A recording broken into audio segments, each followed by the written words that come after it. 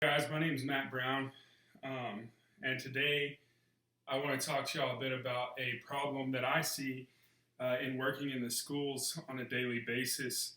And that problem is vaping. For the longest time, since vaping's come out, I can remember um, billboards and signs and TV commercials talking about quit smoking by vaping, and vaping is better for you than smoking, and it's less harmful, can't cause cancer, can't do all this stuff. I remember the marketing that was there, and as working in the school, I start to see uh, all these different kinds of vapes, all these different kinds of things that kids use that don't look like they would be vapes, but they turn out to be vapes. I start to see things that like the Juuls who that get plugged into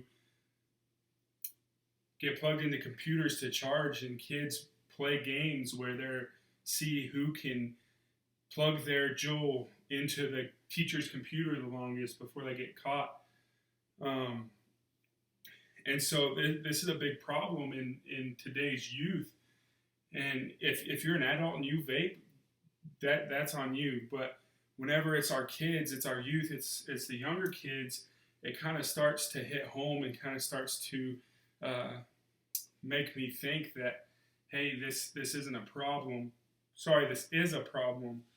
And I found a article from the University of Texas MD Anderson Center, and the article says that nicotine is harmful. This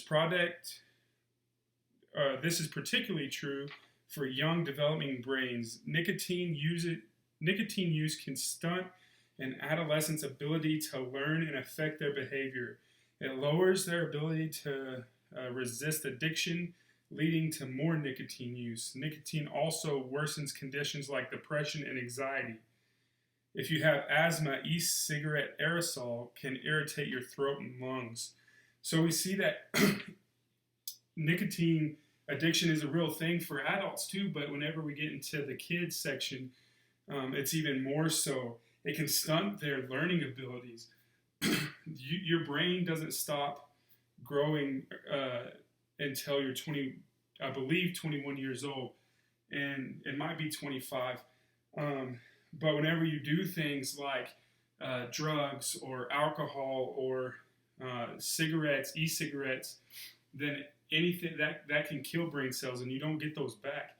And so that's one thing that I try to teach students is, hey, like you only have these certain amount of brain cells that you're gonna get, and by doing things like vaping, drinking, and doing drugs before, especially before you're of a certain age, you're gonna stunt your brain growth and not be able to learn well, and it's not going to be good. You're going to be more addicted to it than you would as an adult.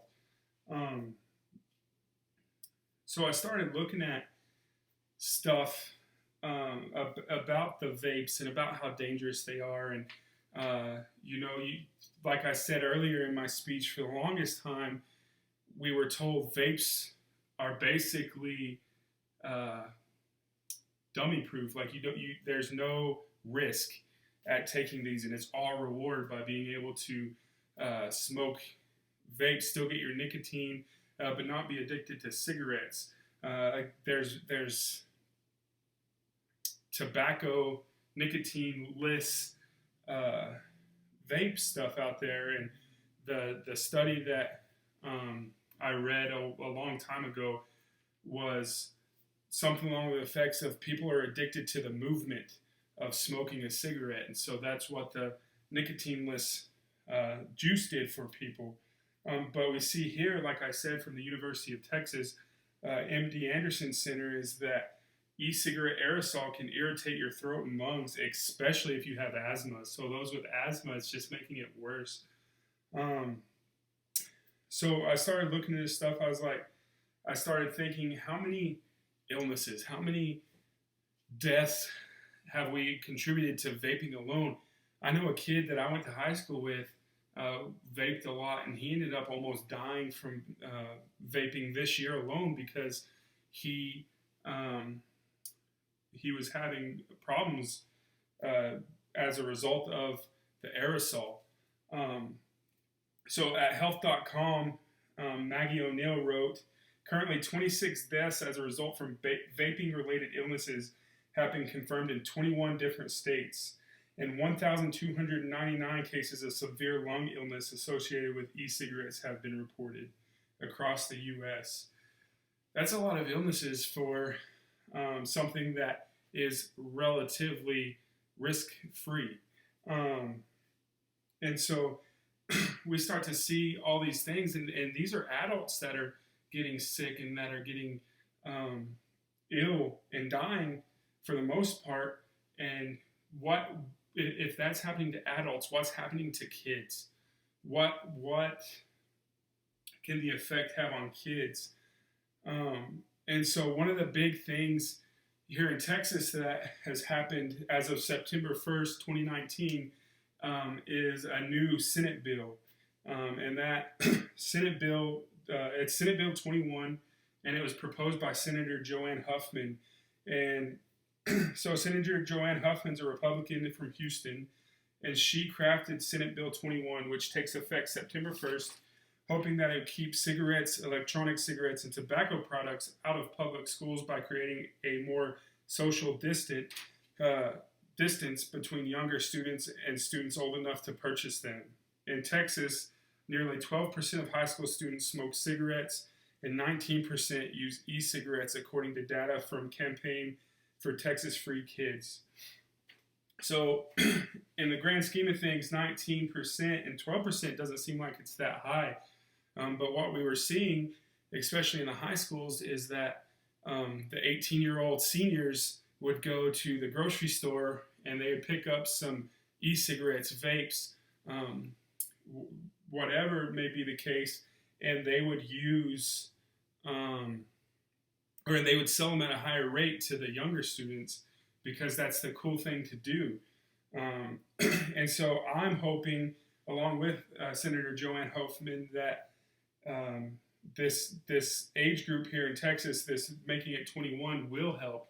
And so far this year, I've seen personally that it has helped throughout making it harder for kids to get vapes and making it and the knowledge of people getting sick has skyrocketed this year, in my opinion. So in closing, I just want to I looked up some of the risks of vaping, and I got this paper here, and it's again from MD Anderson Center from the University of Texas. And it's just a deal that says the risk of vapes is nicotine addiction, mouth and throat irritation, coughing and wheezing, worsening asthma, chest pain, raised blood pressure, raised heart rate, upset stomach, and nausea. And this is just what the paper looks like. And so there are risks.